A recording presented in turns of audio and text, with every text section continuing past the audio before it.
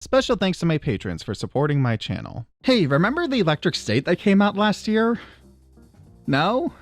Yeah, I don't blame you. To me, it was the worst kind of bad movie. A boring one. I wasn't going to talk about it. In fact, I still don't really want to, and I wouldn't have made this video at all if I didn't make one key decision recently. See, I heard the book the movie is based on is better. That's usually the case, isn't it? And you know what? I like robots, I like science fiction, so I figured it would be a good idea to read the book itself, to get the story done the right way. But what I found was even more shocking than I expected, and I just had to make the short little rants to get this off my chest. For those who haven't seen the movie, it takes place in an alternate timeline where sapient robots were invented and attempted to have a civil rights movement spearheaded by Mr. Peanut. Yes, that Mr. Peanut. Grab some Planner's nuts and watch Mr. Peanut in the Electric State. A war breaks out between robots and humans, and at first humans are losing because robots don't need to eat or sleep, they can just keep fighting. But then this evil corporation invents these boring-looking human-piloted drones that let humans turn the tide of the war. How that nullifies the need for their pilots to eat or sleep?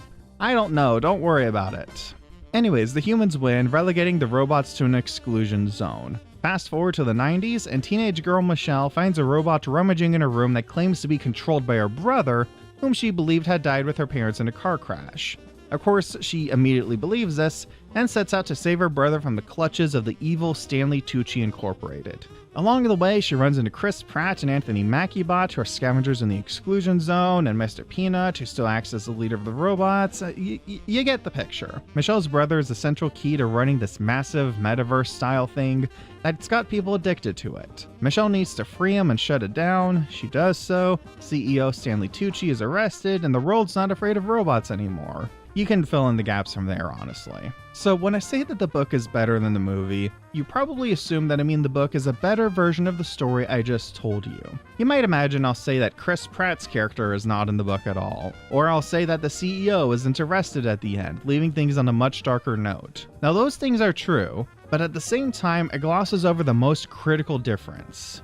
You see, the book, The Electric State, it's not even about robots, or at least not the autonomous living ones that the film has. You know how I mentioned that in the movie, these are the drones that the humans use to fight the robots? In the book, the fun robot designs you see are the drones that humans once piloted, and they're not at war with robots, it's just a regular war between people. It opens with these words on a black background.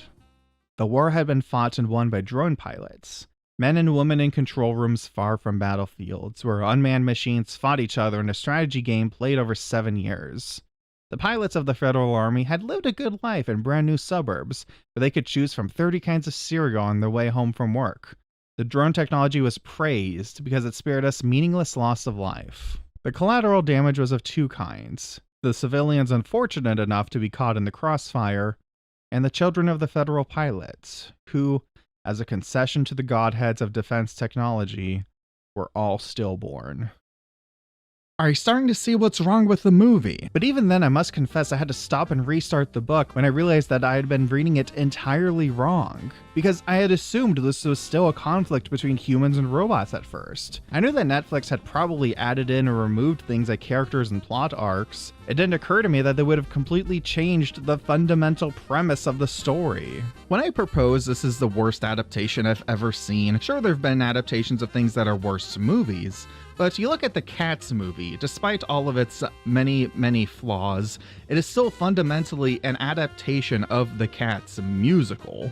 Artemis Fowl manages to miss the core appeal of the book and rewrites the main character, but at least he's still a rich child who kidnaps a fairy to hold for ransom. That upcoming Animal Farm adaptation looks like it'll miss the point of the book entirely, but it's still about farm animals who have a revolt. Even the infamous The Last Airbender still takes place in a world where there is bending. I think the closest example I can think of an adaptation that was so loose with the source material is the Snowpiercer movie. Bong Joon-ho's film adaptation includes none of the characters from the graphic novel, just keeping the setting and premise of a post-apocalyptic train with class-segregated seating and basically making his own story there. But one, again, he kept the basic premise intact, and two, the movie he made was also good. Even if he went about it his own way, Bong Joon-ho captured something very powerful in his version of the story. What did the electric state capture? I don't know, working together is good, corporations are evil, it's bad to deny people civil rights. Gee, I never would have guessed. But my outrage really peaks looking at what was left on the table. I don't want to spoil the whole book for you, but there's so much here to work with. See, The Electric State is basically a road trip story. We follow Michelle and Skip here as she drives through the Mojave Desert to the California coast. Where they're driving to, we don't know until the end of the story.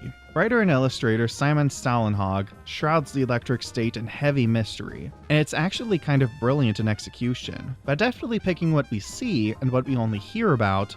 By carefully choosing which answers we get and which we don't, the book can suggest even more beyond what is explicitly in the text. The graphic novel is over 100 pages, but most of them are dominated by massive images, and some pages have no text at all on them. The words are mostly Michelle's narration, and it reads like someone talking at us during a road trip. This limited point of view further adds to the sense of mystery I described. Michelle's thoughts and anecdotes are one of our only sources of context for the bizarre sights we see along the landscape, and sometimes she doesn't even comment on them directly.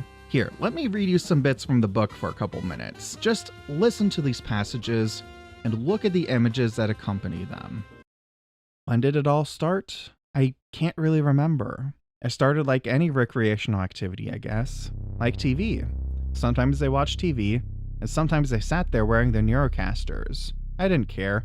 It was after the big update of 1996 that things got weird. Mode 6. After that, they rarely watched TV anymore. The house was quieter. I remember that sometimes when Amanda and I came home from school, Ted and Birgitta were still on the couch in the living room with their Neurocasters on. They were completely out of it. And one night we amused ourselves by dressing them up. Amanda painted a mustache on Birgitta. On the weekends, they slept in late. I had tried to bring it up when we were all in the kitchen together for once. I asked what the deal was with the casters. They didn't seem particularly worried, and answered that there had been an awful lot of caster time lately. Ted patted my cheek and said, "Good thinking, Michelle. We have to watch out for you." Then he pinched my nose and made a honking sound. The wooden floor of the patio had been stained with water. Birgitta's cardigan was lying in the grass like a lemon-yellow lump. I turned the lights on and stood by the edge of the pool, looking down into the water. The surface was completely still. Fuzzy pieces of potato chips sprawled down there, and Birgitta was on the bottom, her waterlogged body heavy like a marble statue against the tiles, the LEDs on her Neocaster still burning like glowing embers. There was something going on with her mouth.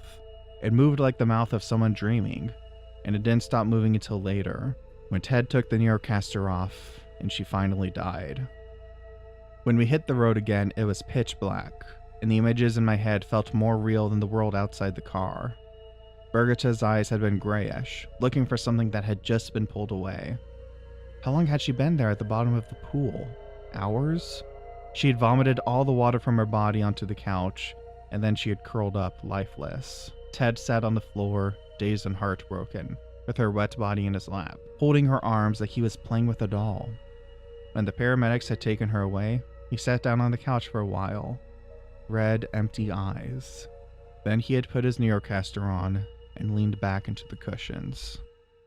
This lurid verbal imagery and the surreal landscapes on the page play off each other, and the juxtaposition creates a fantastic emotional chemistry. Combined with the mystery shrouding most of the setting, The Electric State is able to quite literally paint a picture of this already crumbling dystopia, giving way to a nightmare unlike anything we've seen before. The story could have easily fallen into being one of those phone bad kind of things, but I argue Stålenhag successfully avoids that. When the book was released in 2018, there was already great attention on the way social media platforms were using modern technology to influence and perhaps accelerate social upheaval. But even as recently as then, I don't think we fully understood the bizarre places that social media would push users. The concept of people en masse succumbing to an addictive media technology that has escaped anyone's control and having that lead them to exhibit such bizarre and unnatural behaviors is even more haunting now than in 2018. And that's why I genuinely hate this movie now. Do you see what I mean? Do you see now what we could have had?